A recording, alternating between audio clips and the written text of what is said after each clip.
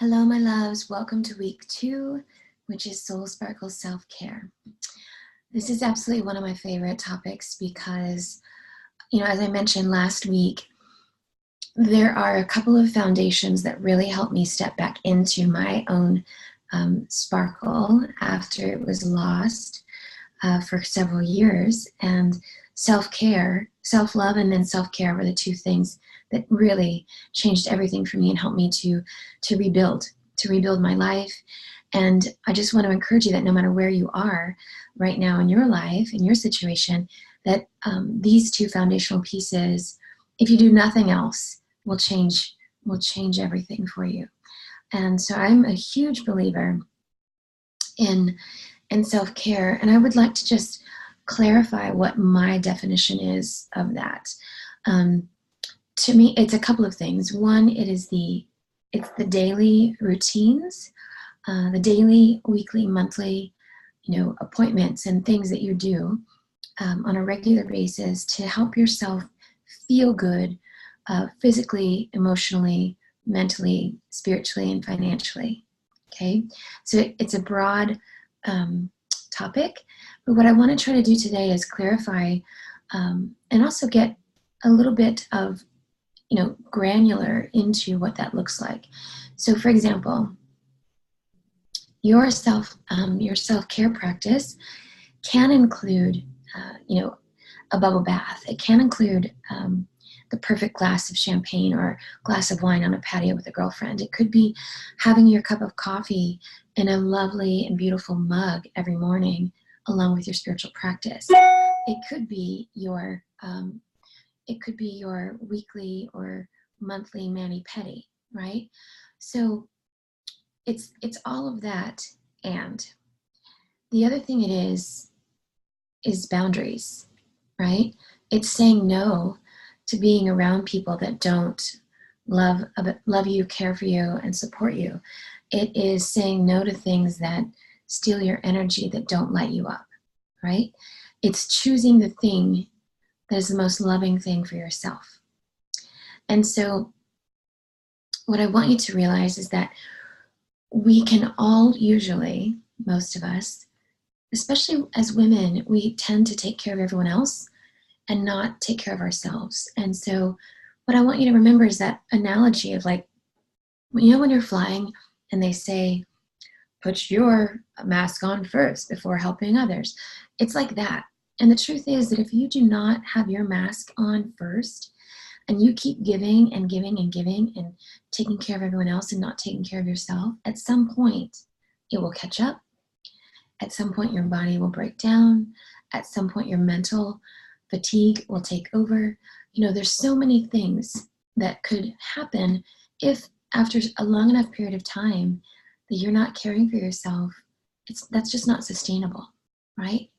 So part of living a soul sparkling life and really stepping into our sparkle, the fullest expression of our soul, is the opportunity to care for ourselves in a beautiful and an exquisite way. And that's really what I call it. It's exquisite self-care. And I would like to mention too that even and especially during times of extreme stress, or you're caring for a sick loved one, you are going through a major transition in your life, you're going through a divorce, or you're moving across the country, or whatever it is you might be experiencing, that's the time when your self-care game needs to be on point and bumped up. So this week, what I'd like for you to do is take a moment to write down what you would consider your current self-care plan looks like, okay? So that means daily, what are the routines that you do every day? What are the things that you do weekly, monthly?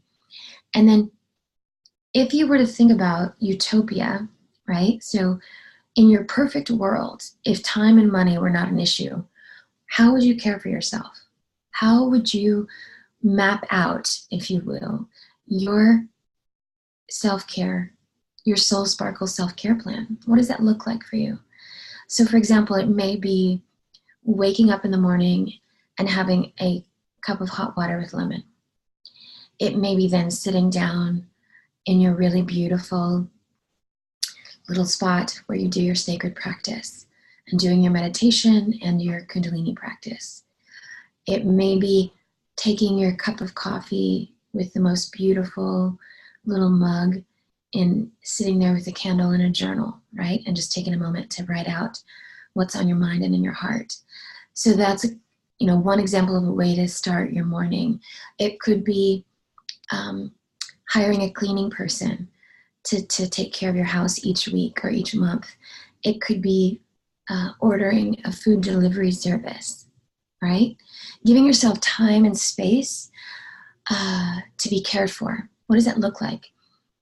My friend Joanna and I have been doing this work, well, for lifetimes, but in this lifetime, about probably 20, 25 years. And one of the things that, she and I both do is we buy ourselves flowers. So whether I'm in relationship or not, and whether you have someone buying you flowers or not, I think it's important to bring beauty and joy into your life. And so it could be adding the perfect bouquet of flowers each week to the grocery shopping. You see what I'm saying? Like it's the elements and things that you can do that are the most loving thing for yourself. Okay, so this week what I'd like for you to do is, again, write down what you do currently, what you would consider self-care currently, and then I'd like for you to write down, in your perfect world, in your soul sparkling life, what does your self-care plan look like? And then we'll talk about that, right? And then see how we can expand it and see how we can create all of those things in your life. So it could be adding things in, right? It could be letting things go. And that means letting go of people that are not in the highest and best for you. It can be letting go of things that are also not serving you at this time.